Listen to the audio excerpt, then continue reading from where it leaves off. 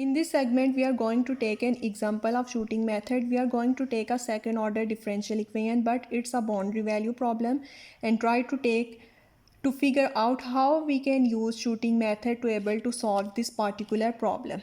So for example, d square y by dx square minus 2y is equal to 8x into 9 minus x with boundary conditions y of 0 equal to 0 and y of 9 is equal to 0.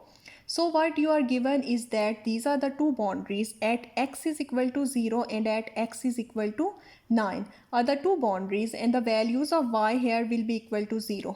Now what we are asked to do is simply find out what is the value of y at the point going from 0 to 9. And let's suppose if we are asked to use, since it's a shooting method, you will be asked to use some initial value problem method, that is Euler method, RK second order method, RK fourth order method. So in order to keep things simple, we are going to suggest you use Euler method because formula is simple. So let's suppose somebody says use Euler method with step size with h is equal. So what that means is that if h is equal to 3, then means that one step will take you at x is equal to 3. The next step will take you to x will be equal to 6, and then the next step will take you to x will be equal to 9. So you are basically conduct 3 steps of Euler methods, and to able to get from x equal to 0 to x is equal to 9. Now we said in the theory that we are solving this problem by Euler's method, the shooting method, using the Euler method to solve this particular problem, and but the conditions are given. Conditions are given at x is equal to 0 and x is equal to 9. But that's not going to allow us solve this by Euler method, because Euler method is an initial value problem method. So what that means is that we have to know, we already know what are the values of y at x equal to 0, what are the values of y at x will be equal to 0, but we also need to know what are the values of derivative of y. Is only then we can solve by using Euler's method. But since this is not given, we are going to just assume it to be something. So I'm going to assume y prime of 0 is equal to 4. Let's suppose y prime of 0 is equal to 4, and in conjunction with y of 0 is equal to 0. I'm going to use these two initial conditions to, so as we said in theory here, what are going to do this? We are going to choose y of 0 is equal to 0, which is already here. And so we choose y prime of 0 is equal to 4 and see that what do we get for the values at x is equal to 9. Most probably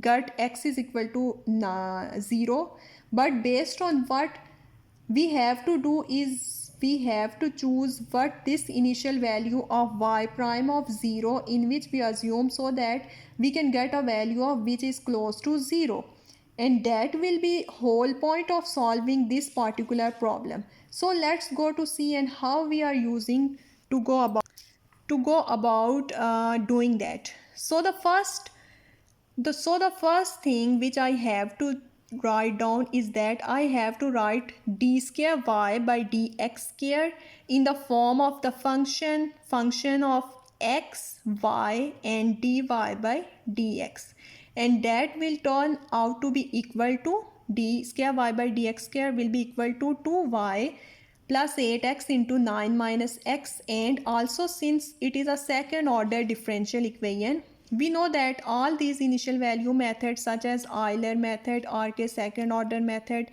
and RK fourth order method, they all fall under the category that we can always solve first order differential equation. So we have to reduce this second order differential equation, which is subject to y of 0 will be equal to 0 and y prime of 0 is equal to 4. Although it is assumed condition, but still we have to say, okay, I'm going to solve this particular problem, but it is second order differential equation. So it does not need to be reduced to simultaneous first order differential equation so that you can solve it. So if I want to say okay, then we assume dy by dx will be equal to z. So what that means is that I am introducing another variable called z in here. What that will do is that will change this to dz by dx, because we say this z dz by dx is equal to 2y plus 8x into 9 minus x, so that what is going to get reduced to. So what that means is that this is the first function of x which is the independent variable, first function of x which is the independent variable, which I have y and z. This independent variable x which I have y and z which I introduced, and this will be a different function in f2.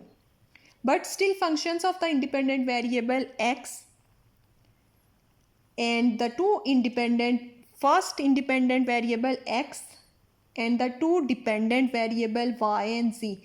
This particular differential equation will be subjected to y of 0 is equal to 0, which is right here, and this one will be equal to what? Because z of 0 is nothing. Z of 0 is nothing but dy by dx is at 0 is nothing but 4 itself. Dy by dx will be 0 is nothing but 4 itself. So that how you setting up these conditions, and now I got to apply 1 and 2 approximations on these two first order simultaneous differential equation. So let's see what those are. From the first one, I will get y of I plus 1 is equal to yi plus f1 of xi yi zi into h, and yi plus 1 is this, where h is the step size, here, and I will also get zi plus 1 is equal to zi plus f2 into xi yi zi steric h. So what we have to do is we have to use these step by step, like, because we will know what are the initial values of x, y and z, and we know that the step size there is individual function. We know that these are in this step size h is equal to 3 are individual functions. And because we just wrote these down, we will be able to calculate the value of y and z at a step ahead, and we'll continue to do this at x is equal to 9, this 9. So we are, as you can see here, that we have x is equal to 0, which correspond to I is equal to 0. And then we will need to get x is equal to 9. Right means I is equal to 9. X is equal to 3.